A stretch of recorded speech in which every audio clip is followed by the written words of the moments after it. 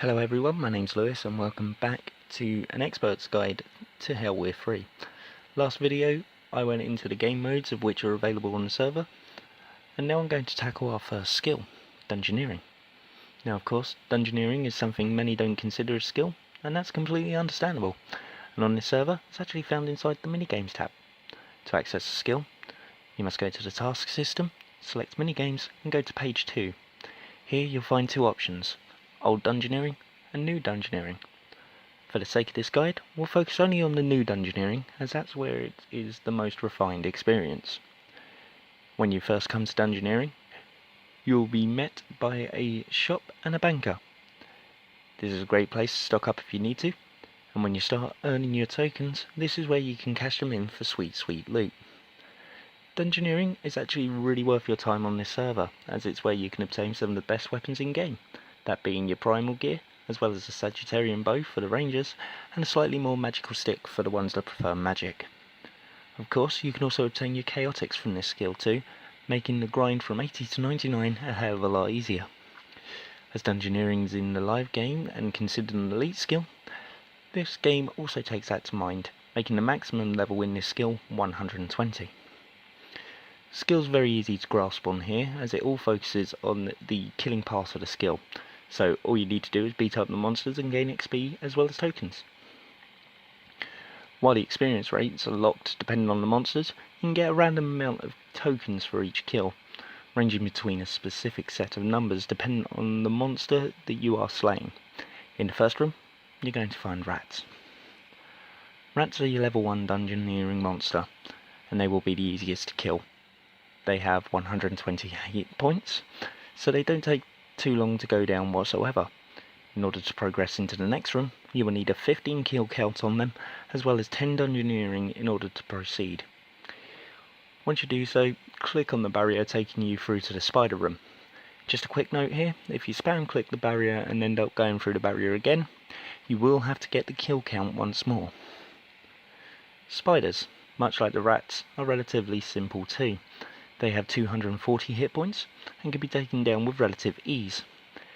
Every level in this minigame will require a 15 kill count, as well as another 10 Dungeoneering levels on top.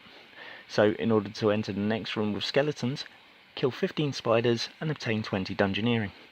Even on an expert mode account, this should be a relatively easy experience. I just want to take a moment here to say that while I've called this an expert's guide, you can actually use this guide in any game mode you want. Everything applies to the game modes that you can play, and nothing is solely based on the expert game mode, apart from personal experiences as well as how long you may potentially spend in a room before being able to move on. One specific room in here took me a stupid amount of kills to move from, and we'll explain further in the guide. Anyway, let's get back to it.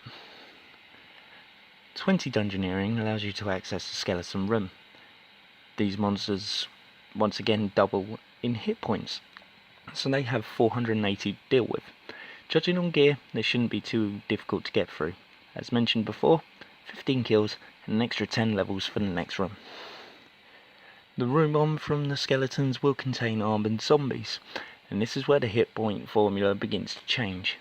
Instead of doubling like they have so far, the hit points this time go up to 850. These monsters also have a slightly higher defense than the room before, so you may find yourself having a bit more of a difficult time this time around. If you've geared up like I am in the video, then you shouldn't have too much hassle. The HP formula might have changed, but kill count and level requirement do not. The room following the armoured zombies, you get ghosts, and I generally found this room a lot easier than the zombies the first time round. They have really low defense, it would seem, and have 1000 HP to deal with. If you're going to tackle this minigame with Prayer 2, it's melee all the way up until this room. Here, switch to magic. Ghosts should give you absolutely no hassle, and you should be able to fly through the 15 kill count here with ease. If you're playing on expert like I am, this was the point where it was starting to require more than 15 kills to get the requirements to the next room. So stay here until you hit the next level cap. The next room is Earth Warriors, and this is where I would highly recommend getting prayer for protections. These monsters have a tendency to give you a bit of a roughing up. They have a decent defense, making hitting them a little harder than the armored zombies, and they have around 1200 HP. While it's only a 200 increase over the ghosts, the defense make up for it. Also, if you are praying, here you want to switch back to melee.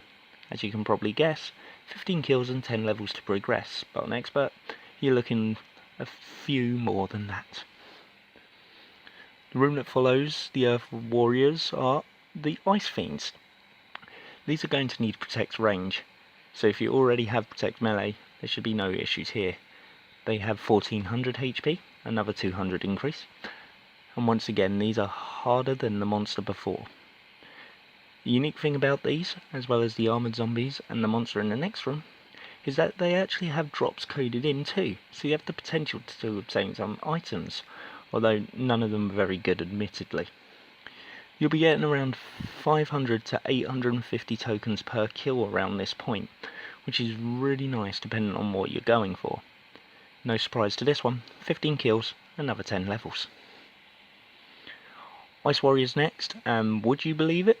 You need melee prey again. At this point, you need to keep it on melee from here on in, no changes on prey needed. Another unbelievable thing? They increased their HP by 200 over Ice Fiends. That's right, you need to deal 1600 damage to these to finish them off. They have slightly higher defense again, meaning it's a little harder to hit, but if you're protecting melee and have decent equipment, you once again shouldn't have a problem. 15 kills, 10 levels, and you can move on. This is another room where your amount of kills on expert will be a lot higher than 15. In fact, you may even be looking at a minimum of 10 times that amount. This is where the real grind begins. The penultimate room, Ice Elementals. These monsters have 1800 HP and are relatively easy to beat, which comes to a surprise when it comes to Dungeoneering. These guys won't offer too much of a challenge. Once again, 15 kills and another 10 levels to access the last room. Earlier, I mentioned that one room took significantly longer than any other I'd spent time in. This is the one. I ended up getting around 475 kills here before being able to move into the final room. 475 kills between level 80s and 90s. At this point, I was getting sick of Dungeoneering. I wanted to stop completely. But in the end, I decided to continue on. The final room, 90 Dungeoneering requirement, and the best room in Dungeoneering. In here, you have a choice of two monsters. The most common one in here, the skeletal minions. The uncommon monster, skeletal warrior. Minions are what you'll focus most of your time on, but if the warrior appears, don't hesitate to kill it.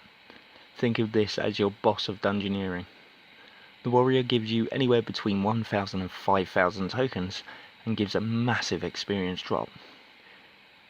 Take it on every time you possibly can, and you'll need to stay into this room for either 120 or 99, and that will bring you to the end of Dungeoneering on this server. That's it for the guide. Here I'm going to list off a bit of information of which you may find handy. First, the Bone Crusher, 34,000 tokens, as well as the Dungeoneering and Prayer requirement. Well worth picking up, as it makes Prayer a little easier. If you do decide to pick these up, whatever you do, do not wear them. You will lose it completely. Chaotix all require 200,000 tokens, as well as 80 attack, range and magic, depending on the weapon type you want, as well as an 80 Dungeoneering requirement. These are fantastic weapons, but not as good as the next set.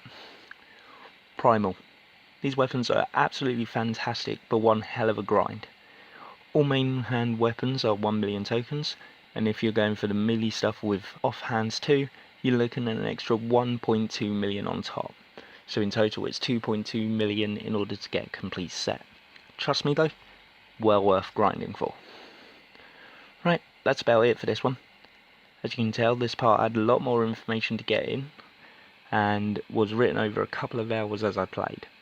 I didn't mention in the first video, but the last room of Dungeoneering is where I was hanging out, and the chances are the whole video has been in there again because lazy editing. I also didn't mention, but I'm part of a support team on this server as well, So if there's anything else you want me to help you with if you join, don't hesitate to ask me, whether I'm writing a script or just playing the game. If you need my help, I'm more than happy to give it to you. Once again, my name is Lewis, and I just want to give a shout out to a player called Lumi. Without him, my time writing this script would have been a long and boring grind. This is Lewis, logging out.